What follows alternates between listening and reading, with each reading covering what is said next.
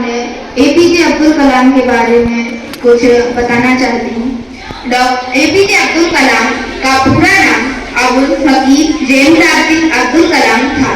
उनके पिता का नाम जैनुलाब्दीन था तथा उनकी माता का नाम आज़ीज़ अम्मा था। एपीजे अब्दुल कलाम ने अपनी आत्मकथा में विंग्स ऑफ फायर में उन्होंने अपने बचपन के विषय में बात की है। कक्षा 9वीं में पाठ 6 माय चाइल्डहुड मेरा बचपन के नाम से उनके बचपन के बारे में बताया गया है। अब्दुल कलाम ने अपनी पहली कमाई अखबार व इमली के बीजों को बेचकर की थी। अब्दुल कलाम के प्रिय मित्र 3 थे जिनका नाम रामानंद शास्त्री, अरविंद व प्रकाशन था। एक बार की बात है जब अब्दुल कलाम कक्षा 5 में पढ़ते थे।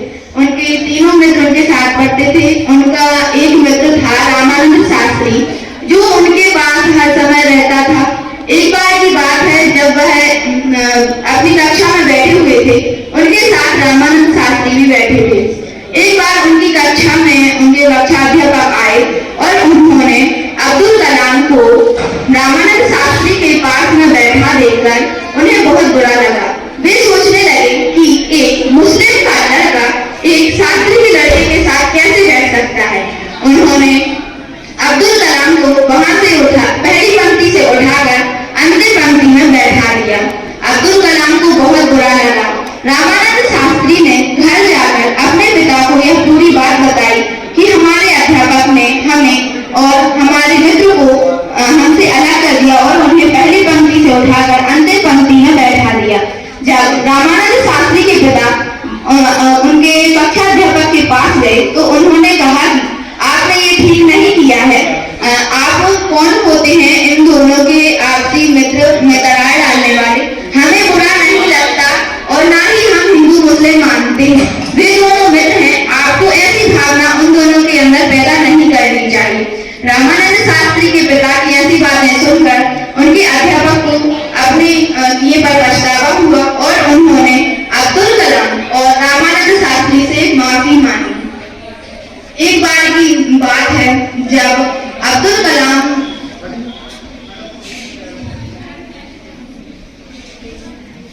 जिनका नाम था श्री सुब्रमण्यम अय्यर, वे अब्दुल कलाम को बहुत स्नेह करते थे। उन्होंने एक बार अब्दुल कलाम को अपने घर पर खाने के लिए बुलाया। वे एक शादी परिवार से थे, लेकिन उनकी पत्नी ने जब अब्दुल कलाम को घर में आते हुए देखा तो उन्होंने अपना मन बुरा कर लिया और उनसे मुंह फेर लिया। उन्होंने सोचा कि श्री सुब्रमण्यम ऐसा कैसे कर सकते हैं कि किसी मुस्लिम के लड़के को अपने घर में खाना खाने के लिए आमंत्रित किया। उन्होंने उन्हें अपनी रसोई में भी नहीं बिठाया, ना कि उन्हें खाना परोसा, बल्कि वहां से उठकर वह अंदर चली गई।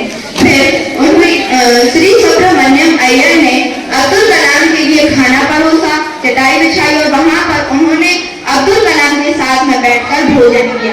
3 दिनों बाद उन्होंने फिर से अब्दुल कलाम के लिए अपने यहाँ घर पर खाने के लिए बुलाया, लेकिन अब्दुल कलाम ने वहां घर पर आने से मना कर दिया क्योंकि उन्होंने ये व्यवहार देखा कि मैं वहां जाऊंगा और फिर उनकी पत्नी खाना वगैरह नहीं परोसेंगी तो उन्हें बुरा लगा।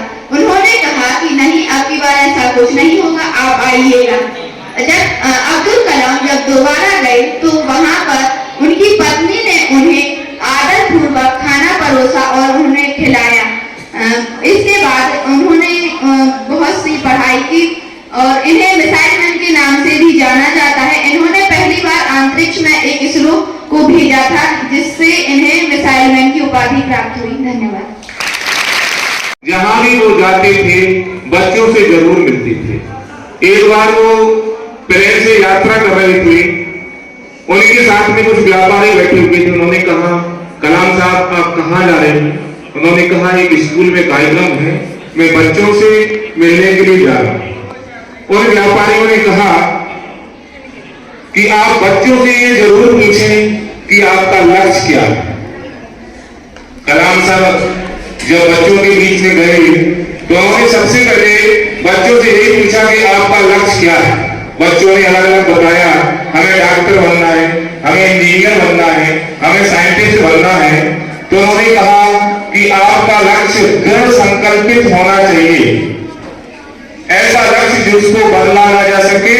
और यदि आपने लक्ष्य ठान लिया कि हमें ये करना है तो आप वो बन जाएंगे। इसलिए आप सभी भी इस प्रकार का निर्णय लें कि हमें ये बनना है और आप वैसा ही कर पाएंगे।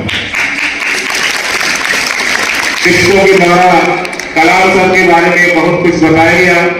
अब हम शिक्षकों का भी ये दायित्व है कि हम भी उन्हीं की राह पर चलें। शिक्षक संदर्भ समूह भोपाल की ओर से शिक्षकों के लिए शपथ दिलाई जाना है, तो समस्त शिक्षकों से अनुरोध है कि आप सभी आ जाएं और हमें भी डॉक्टर कलाम सर की जयंती पर एक शपथ शिक्षकों के रूप में लेना है। छात्राएं बैठी रहें, सभी शिक्षक साथी आ जाएं। और मेरी आत्मा है, विद्यार्थियों का विकास ही मेरा ध्येय है।